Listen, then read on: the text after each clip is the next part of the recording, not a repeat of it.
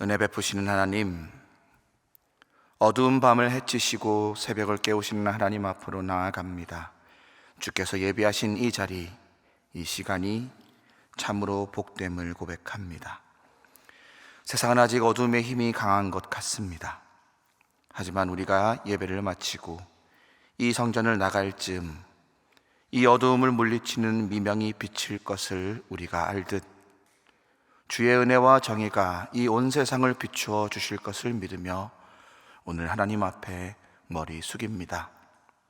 졸지도 주무시지도 않으시는 하나님, 이 땅을 구원하시기 위해 열심을 다하시는 하나님, 하나님의 성실하심으로 우리 가운데 새 아침을 허락하여 주옵소서. 하나님, 우리는 하늘 소망을 가지고 사나 또한 이 땅에 고단한 삶을 살아가고 있습니다. 그래서 주님께 간구합니다. 우리의 간구를 외면치 마시고 세밀한 음성으로 응답하여 주옵소서. 때론 우리의 잘못과 죄악으로, 때로는 도저히 알 수 없고 이해되지 않는 고통으로 고단한 삶을 살아가는 이 땅의 당신의 아들과 딸들을 위로하시고 오늘 하루를 살아갈 일용할 힘과 소망 내려 주옵소서. 그리하여 오늘 하루 하나님의 아들, 딸로 힘내어 살아가게 하옵소서. 이 나라와 민족을 사랑하시는 하나님, 우리를 긍휼히 여겨 주옵소서. 하나님의 은혜로 이 나라가 세워졌고 하나님의 인도하심으로 지금까지 눈부신 발전을 해왔습니다. 그러나 우리의 죄악이 지금의 어려움을 초래했고 우리의 안일함과 나태함이 이 문제들을 악화시켜 왔습니다. 이제부터라도 더욱 깨어 기도하는 주의 백성 되게 하시고 이 나라와 이 땅을 향한 하나님의 긍휼과 정의를 온전히 내어 보이는 삶의 예배 드리게 하옵소서. 분단의 아픔을 치유하여 주옵소서. 갈라진 곳을 메꾸게 하여 주옵소서. 서로를 향한 비난이 아닌 서로를 향한 용서와 세워줌이 있는 우리 되게 하옵소서. 이 하늘 소망이 나의 삶의 꿈이 되고 가슴 뛰는 소명 되게 하옵소서. 우리 가정은 하나님의 은혜를 풍성히 누리는 그리고 나누는 자리 되게 하시고 우리 일터는 하나님이 주신 사명 온 정성 다해 일구는 자리 되게 하여 주옵소서. 그리하여 하루하루 주께서 주신 소망을 잘 이루고 주께서 주시는 평안 누리는 기쁨 주옵소서. 이를 위해 우리 소망교회를 사용하여 주옵소서. 복음의 생명으로 세상을 아름답게 하는 성령의 교회로 이 소망교회를 사용하옵소서. 담임 목사님께 성령의 능력을 더하셔서 이 시대를 분별하여 복음의 빛을 비추는 말씀 선포하게 하시고 고된 목회 일정을 감당하실 건강과 체력을 허락하여 지치지 않는 소망 내려 주옵소서. 우리를 위해 말할 수 없는 탄식으로 친히 기도하시는 성령님을 의지하여 기도합니다. 주의 복음을 듣고도 아직도 사망의 그늘에 앉아 고생하며 기진하는 우리의 가족들이 있습니다. 주님, 이들을 불쌍히 여겨주시고 속히 주의 품으로 돌아오게 하옵소서. 세상을 혼자 힘으로 자기 힘으로 살아내려 아둥바둥하는 그리고 아무것도 없는 죽음으로 내달려가는 참으로 허무한 그 인생들을 굽어 살피시고 이를 위해 애통하며 간구하는 가족들의 기도에 응답하옵소서. 병상 가운데 하나님이 주신 삶을 지켜내기 위해 애쓰는 환우들이 있습니다. 여호와 라파이신 하나님, 이들을 홀로 두지 마시고 오늘 하루를 이길 힘을 허락하여 주옵소서. 치료하는 의료진들의 손을 붙들어 주시고 지혜를 더하여 주옵소서. 간호하며 함께 고통하는 가족들의 소리에 귀 기울이시고 응답하옵소서. 주의 성령께서 찾아가셔서 친히 위로하여 주옵소서. 이제 말씀 앞으로 나아갑니다. 오늘 우리에게 말씀하시는 하나님의 음성을 듣는 귀한 시간 되게 하옵소서. 하나님이 우리의 삶을 비추고 계심을 느끼는 시간 되게 하옵소서. 하나님께서 인도하시는 그 삶을 따라가기를 다짐하는 시간 되게 하옵소서. 이 모든 말씀 우리 주 예수 그리스도의 이름으로 기도합니다. 아멘. 오늘 말씀은 열왕기상 16장 1절에서 14절 말씀입니다. 열왕기상 16장 1절에서 14절 말씀 함께 읽겠습니다. 여호와의 말씀이 하나니의 아들 예후에게 임하여 바하사를 꾸짖어 이르시되 내가 너를 티끌에서 끌어 내 백성 이스라엘 위에 주권자가 되게 하셨거늘 내가 여로보암의 길로 행하며 내 백성 이스라엘에게 범죄하여 그들의 죄로 나를 노엽게 하였은즉 내가 너 바하사와 내 집을 쓸어버려 내 집이 느밧의 아들 여로보암의 집같이 되게 하리니 바하사에게 속한 자가 성읍에서 죽은즉 개가 먹고 그에게 속한 자가 들에서 죽은즉 공중의 새가 먹으리라 하셨더라.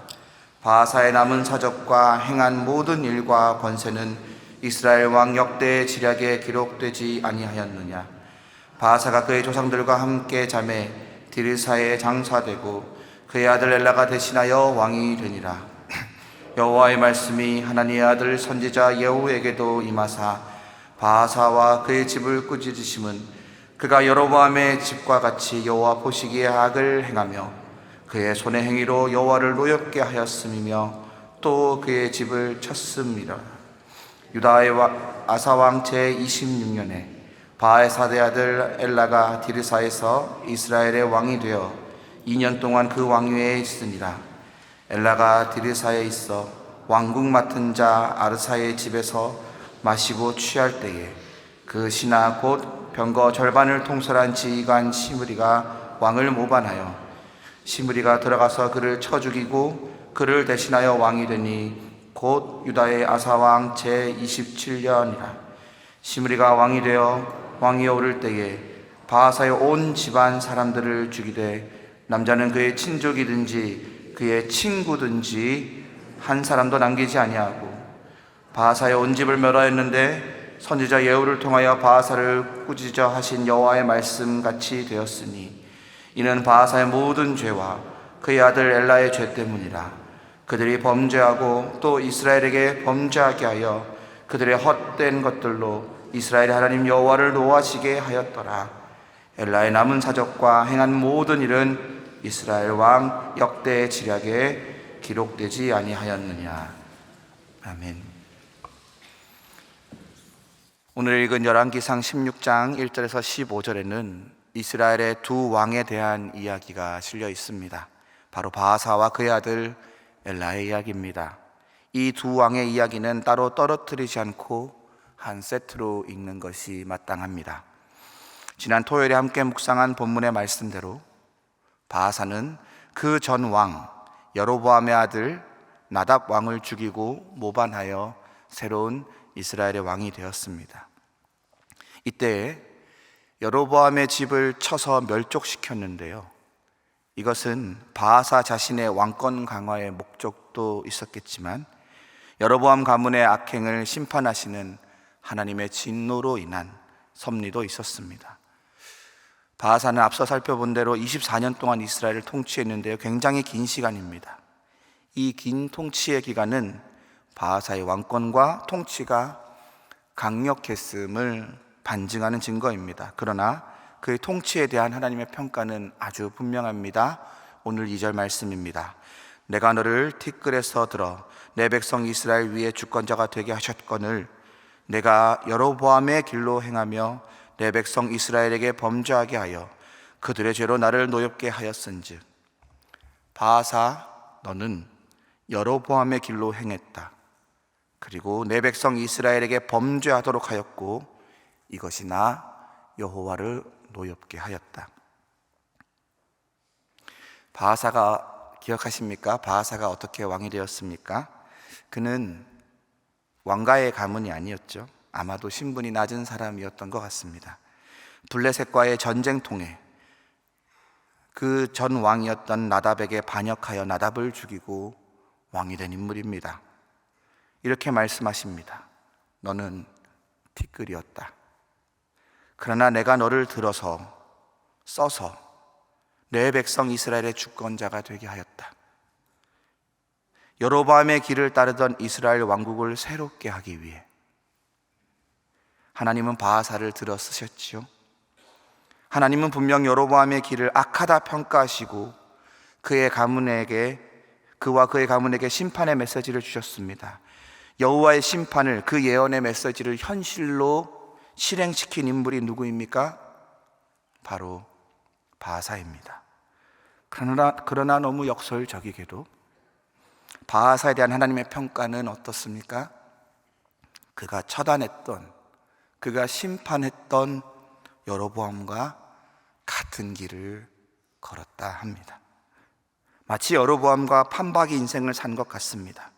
여로보암의 악에 대한 하나님의 심판자였던 바하사, 그는 그가 심판했던 여로보암 왕조와 다를 것 없는 죄악의 길을 걸었습니다. 여로보암이 처음 왕위에 올랐을 때 그는 그가 따라야 할 본에 대해 하나님께 지도를 받았습니다. 그러나 여로보암 그것을 따르지 않았고 하나님의 심판을 받았지요. 그리고 그 심판을 자기 눈으로 보고 처단했던 바하사는 다시 하나님께 돌이키지 않고 죄악의 길로 들어섰습니다. 기회가 없었을까요? 돌이킬 기회가 없었을까요?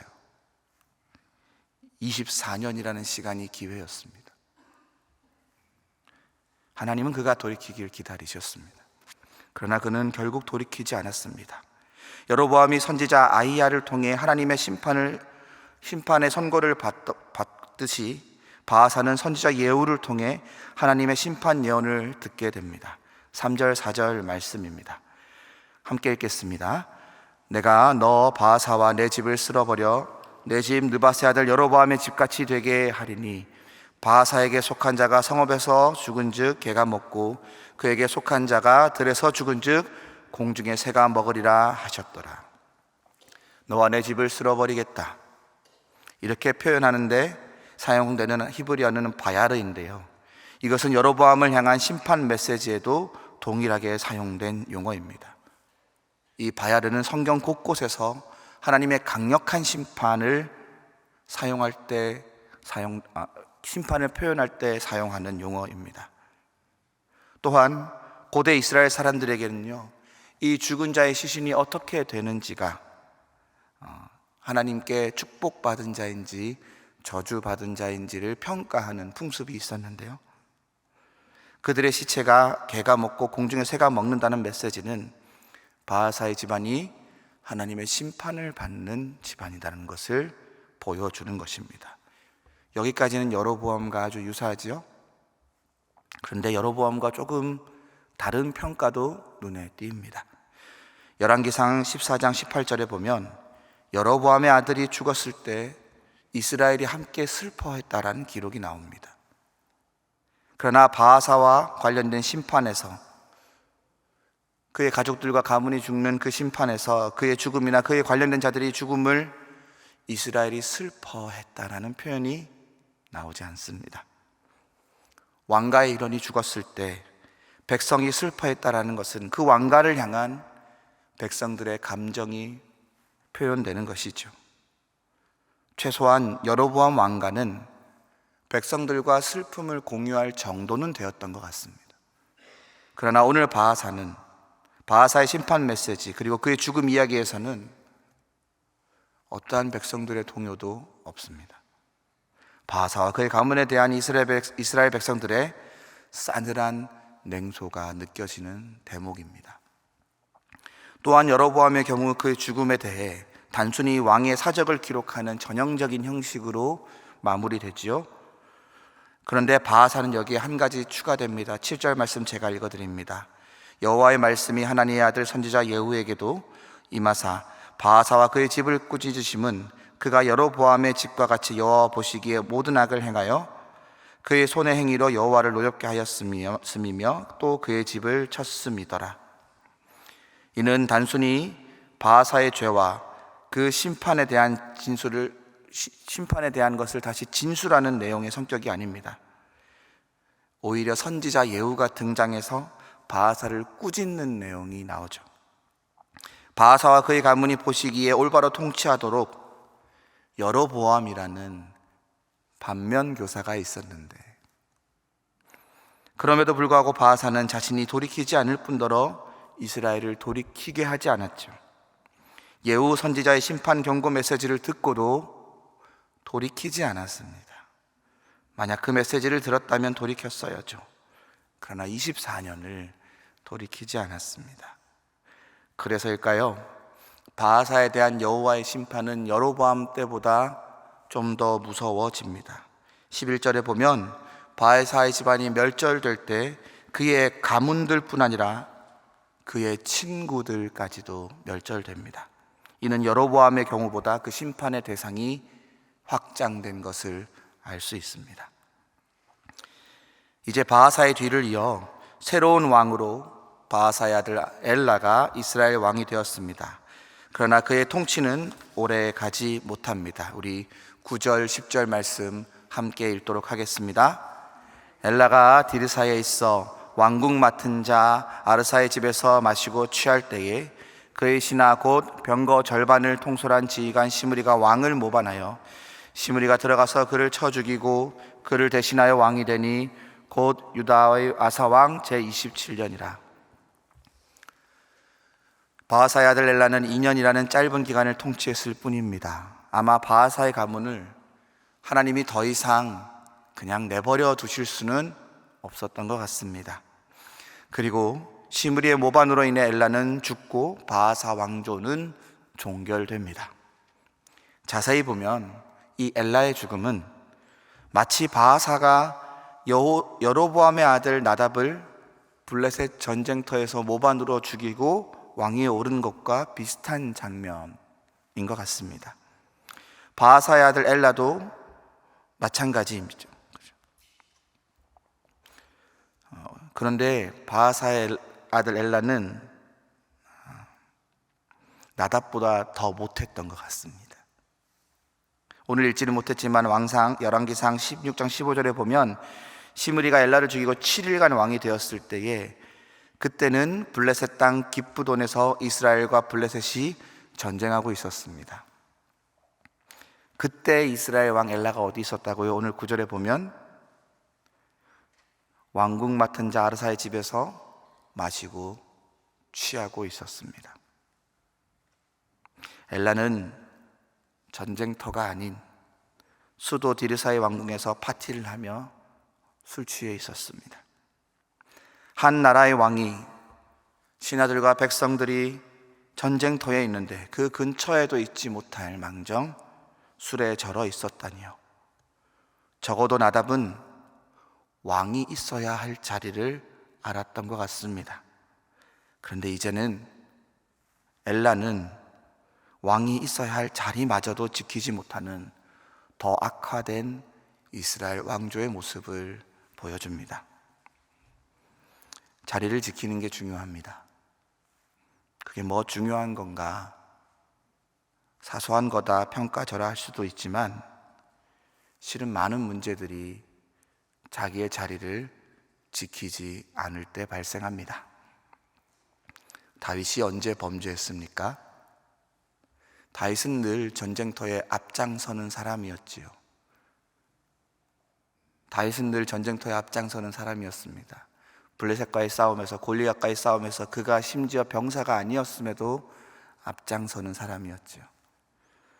그런데 전쟁 중에 그가 있어야 할 자리를 떠나 왕궁을 거닐고 있을 때 일생일대의 큰 과오를 범하지 않았습니까? 우리가 있어야 할 자리, 하나님이 내 인생에 맡기신 그 자리를 떠날 때, 그리고 우리 눈에 선하고 좋아 보이는 내 몸에 좋은 그곳을 향해 자리를 옮길 때 문제가 발생합니다. 시편 1편에 복 있는 사람을 이렇게 표현합니다. 제가 시편 1편 1절의 말씀을 읽어드립니다. 복 있는 사람은 악인들의 꾀를 따르지 아니하며 죄인들의 길에 서지 아니하며 오만한 자들의 자리에 앉지 아니하고. 악인들의 꾀가 들끓는 곳이 있습니다. 보기 좋을까요? 안 좋을까요? 보기 좋습니다. 왜냐하면 꾀를 부려서 뭔가 이루어지는 것 같거든요. 근데 그것을 따라가지 않는 것이 중요합니다.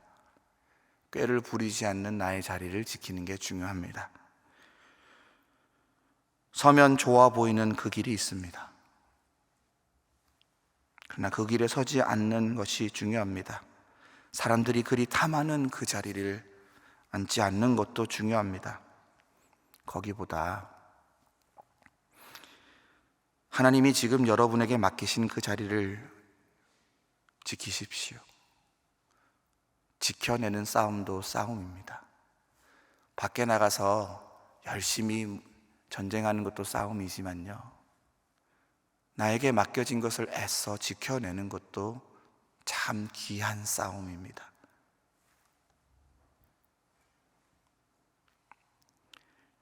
엘라를 보며 참으로 안타까움이 있습니다. 자기의 자리를 지키지 못한 자의 최후가 하나님 보시기에 얼마나, 또 사람들이 보기에 얼마나 비참했는지 우리는 알 수 있습니다. 사랑하는 소망 가족 여러분, 이제 말씀을 정리해 보겠습니다. 우리가 어떤 선택을 할 때, 무언가 새로움이 필요하다 느낄 때, 그때 우리는 사람만 찾는 경우가 있습니다. 새로운 인물이 등장하면 괜찮아질 거야, 새로운 사람이 나타나면 뭔가 달라질 거야 라고 생각합니다. 그러나 우리는 우리 인생의 경험을 통해서도, 또 오늘 바하사와 엘라의 경우를 통해서도 알 수 있습니다. 하나님이 보시기에 좋은 변화는, 하나님이 보시기에 아름다운 변화는, 참된 변화는 조직과 인물이 바뀐다고 이루어지지 않습니다. 바하사와 엘라는 여로보암을 처단한 그 가문이었죠. 그러나 똑같은 행적을 걸었잖아요. 참된 변화는 조직과 인물이 바뀐다고 이루어지지 않습니다.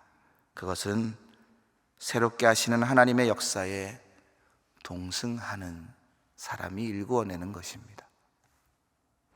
하나님의 역사를 알고 하나님의 역사의 방향을 파악하고 그 방향대로 자신이 속한 공동체를 이끌고 그 하나님의 사역에 동참하는 자가 우리에게 새로움을 줄 수 있습니다. 그렇지 않으면 죄악의 역사는 반복될 뿐입니다. 아니, 오늘의 경우와 같이 더 악화됩니다. 여로보암과 나답, 바하사와 엘라는 다른 왕조, 다른 인물이었죠. 그러나 마치 데칼코마니를 보는 것처럼 그렇게 판박이로 모두 죄악의 길을 걸었을 뿐입니다. 사랑하는 여러분, 우리의 희망은 사람이 아닙니다. 우리의 희망은 하나님입니다. 하나님에게 희망이 있습니다. 그리고 그 하나님을 바라보고 하나님의 뜻을 실현하려는 그 자들이 이 땅에 필요한 이유입니다. 사랑하는 소망 가족 여러분, 여러분이 그런 사람들입니다. 하나님을 바라봄으로 이 땅에 내가 속한 공동체에 하나님의 희망을 가져와야 하는 사람들로 하나님이 여러분 한 사람 한 사람을 부르시고 세우십니다. 새로운 인물, 새로운 조직이 중요한 것이 아니라 하나님이 새롭게 하시는 것에 동참하는 자, 그 자리로 여러분을 부르십니다. 여러분이 하늘 소망을 전하는 그 사자 되시길 축원합니다. 마지막으로 여러분,